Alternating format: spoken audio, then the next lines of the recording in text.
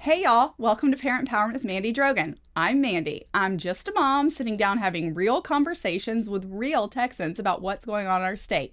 Today, I am joined by my colleague, Ben Crockett, who is exposing the nefarious taxpayer-funded lobbying racket that you're paying for. Ben, thanks for being here. Mandy, thank you so much for having me. All right, so we are on a mission with, I like to think, every Texan who realizes how their money is being weaponized against them, and leadership in the state and in the legislature to ban taxpayer-funded lobbying. Why are we trying to ban taxpayer-funded lobbying? Well, I think ultimately it's about making government accountable to citizens, not government. And when you spend $111 million, up to $111.5 million on taxpayer-funded lobbying, that gives you an outsized voice that drowns out citizens like you and me. Yeah, the voters, right? Exactly. So we vote to send representatives. We are a republic. We send representatives to the legislature to represent ourselves, our communities. But what's happening is government turns around and then hires someone else to represent them, as opposed to listening to your voters. That's ultimately, we're paying for government to lobby government. For more government. There it is. Okay, so some people, we've talked in the past about a lot of these really, really insane ways that our tax dollars are being weaponized against us, our financial interests, our values, the future of our state, our schools. I want to dive into, you've been doing some excellent research on some of the most insane, most evil uses of our tax dollars. So go ahead, let's jump in and hear how our government's spending our money. Well, first I want to give kudos to the Texas legislature and the Speaker of the House for including as one of their interim charges safeguarding taxpayer funds, looking specifically at nonprofit NGOs and consulting contracts that are engaged in with local governments and those entities. And that kind of spurred this exploration. One illustrative example comes from the city of Austin. It's the Workers' Defense Project. The Workers' Defense Project describes itself as a Latine, not Latinx, not Latino or Latina, but a Latine, whatever that means, immigrant justice group. The city of Austin has given them $3.8 million, and more than just doing services in the community, which is something that you think nonprofits are involved in. They're doing community service. They have lobbyists here in Austin, and they also have a political action committee, which they call the Workers' Defense Action Fund. And so you have not just taxpayer-funded lobbying happening, given that they get so much money from cities like Austin, but also their subordinate organization has a political action committee. Okay. To lobby and to gin up electoral support, not for Texans, but you said immigrant. Is it immigrant or a legal immigrant? Well, I'm glad you mentioned that, because part of the money that they get from the city and from other entities goes towards these various legal aid groups that have been making the news recently. I think of the illegal alien defense fund that we see in Harris County recently. In fact, that same group, which is the Immigrant and Refugee Center for Legal Services, also receives money from, you guessed it, the city of Austin. And so you have, all told, over $300 million, we think, between a couple different big cities being spent on all of these NGOs for the weirdest stuff. Rooted in Melanin is another example of an organization. What? Say that again. Rooted in Melanin. Rooted in Melanin. What do they do? It remains a mystery. But like all organizations, all you need to do is go to your local government. If you're a DEI or progressive group, go to the city of Austin or another major Texas metro and say, we're doing things, give us money. And that's the great thing about grants, is it's free money. No one knows precisely what it gets used on, because it's not like a contract or for a consulting service where you have these are the terms, these are the deliverables, very standard stuff. But with these grants given out to these NGOs, who knows?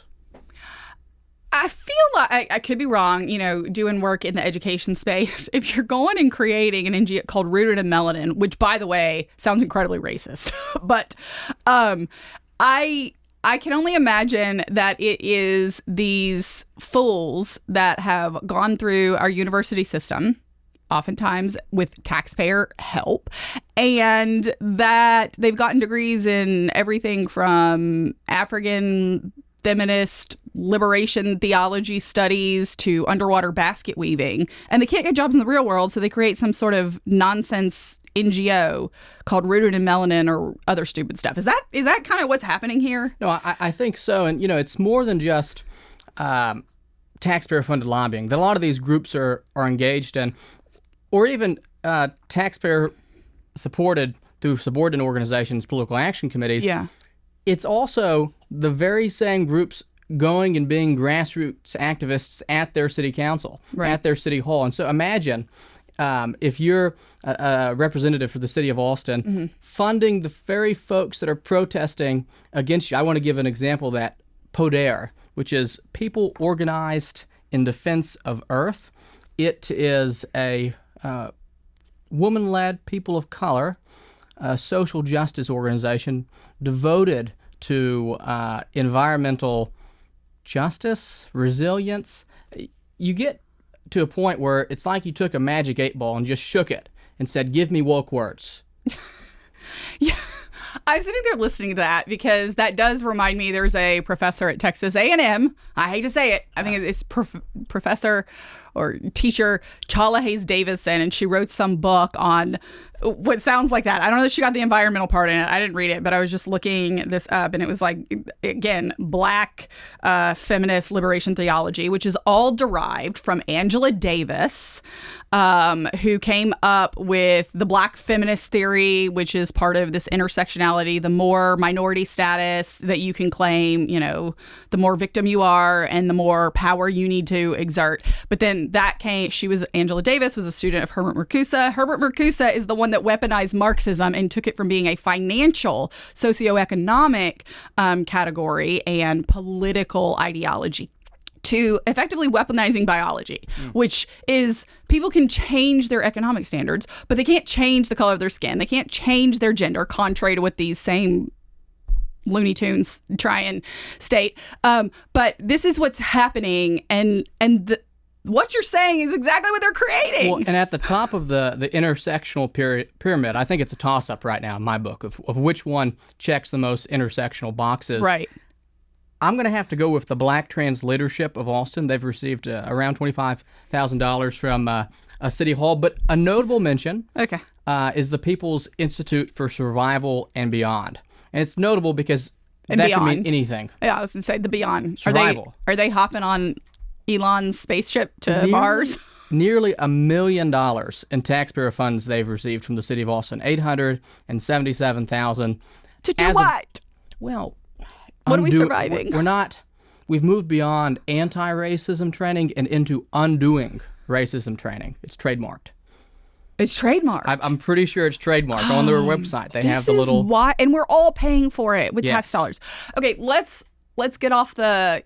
Wait, what did you call it? The transgender Black. What was it? Black Trans Leadership of Austin.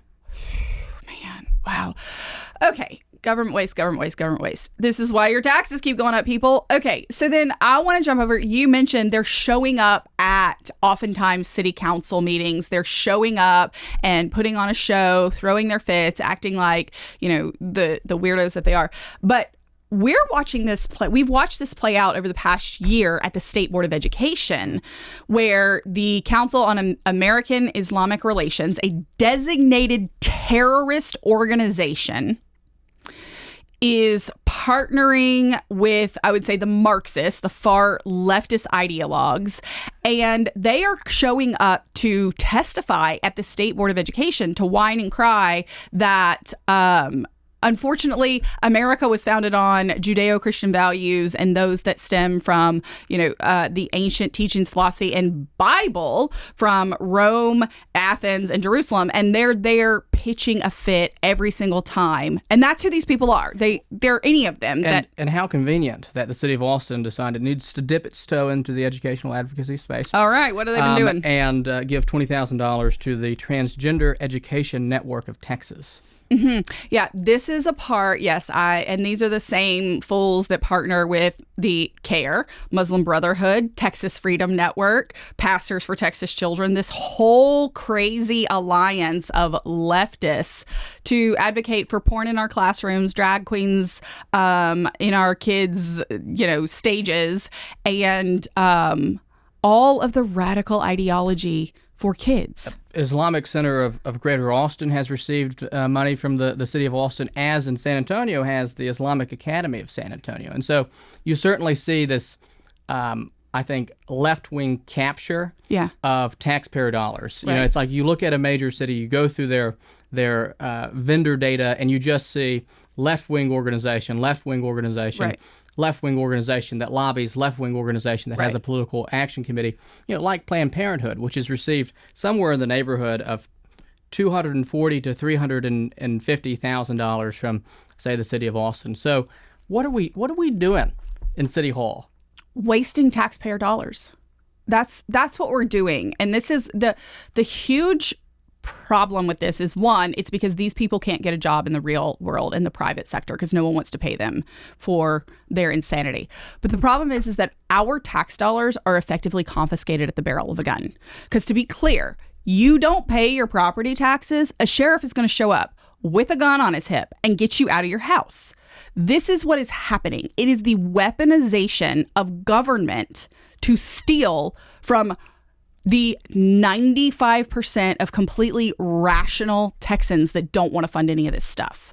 And a lot of these groups, they're not Texas-founded groups. It's not a Texan organization. Some of them are, but a lot of them have their roots in places like California. I think of the Center for Social Inclusion, which is now Race Forward. It's an organization based out of California.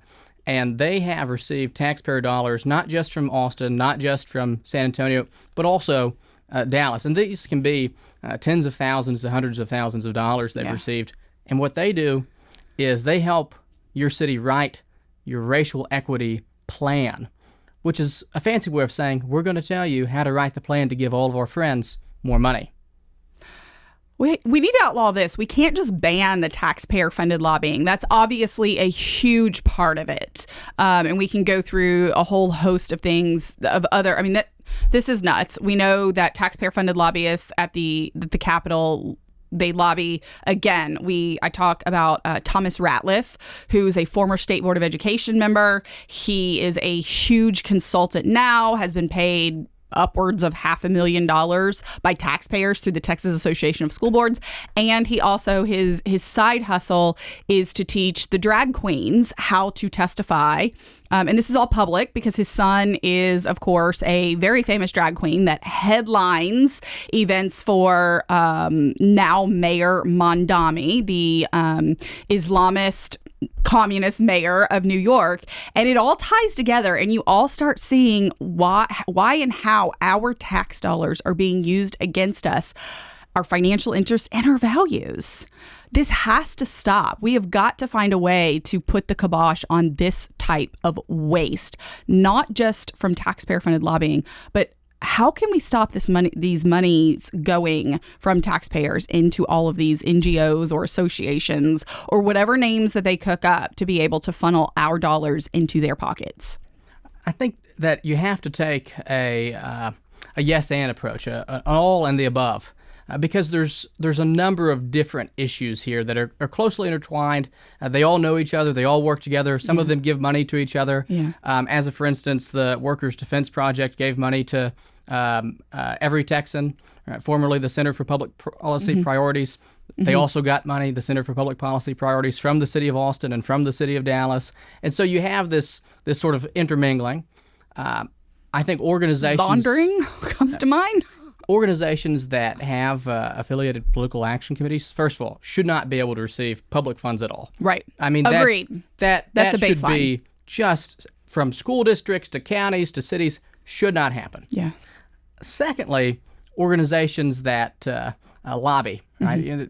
If you're a nonprofit organization like TML, TASB, TASA, you should not be able to lobby at the Capitol, right? Municipalities and cities shouldn't be able to give money to those groups, and that takes out a solid quarter to third of these taxpayer grift. Yeah. Right. Then you have to get into some different solutions. One of them is, simply saying that if you're a local government, you need to be spending money within certain core functions. Right. That is I think the most sound solution.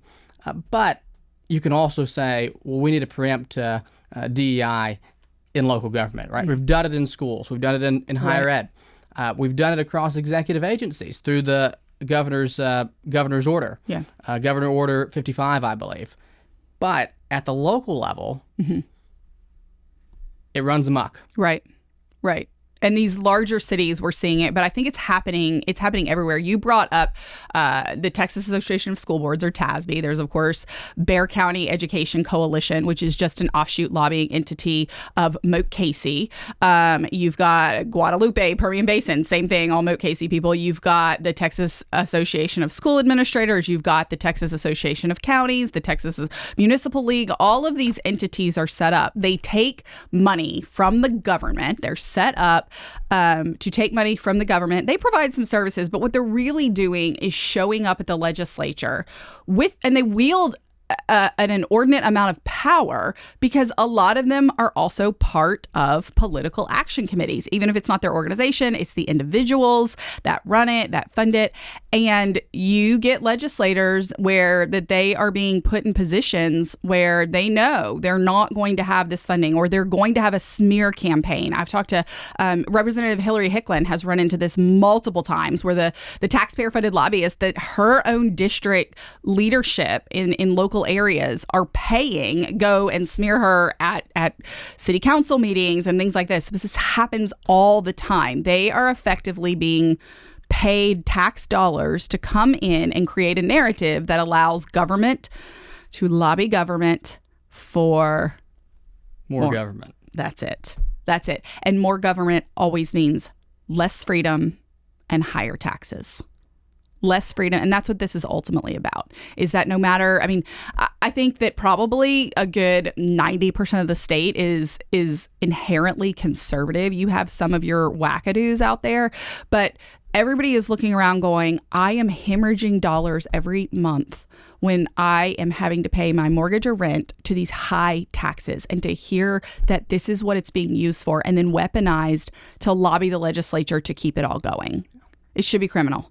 Do you have any other examples to give us? Oh, man.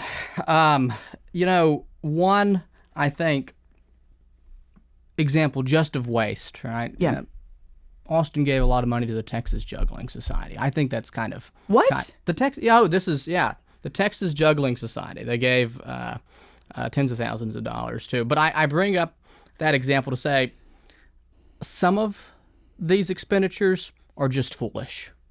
Right? They're just foolish. Others are to ideological groups that are actively engaged in both the electoral and legislative process.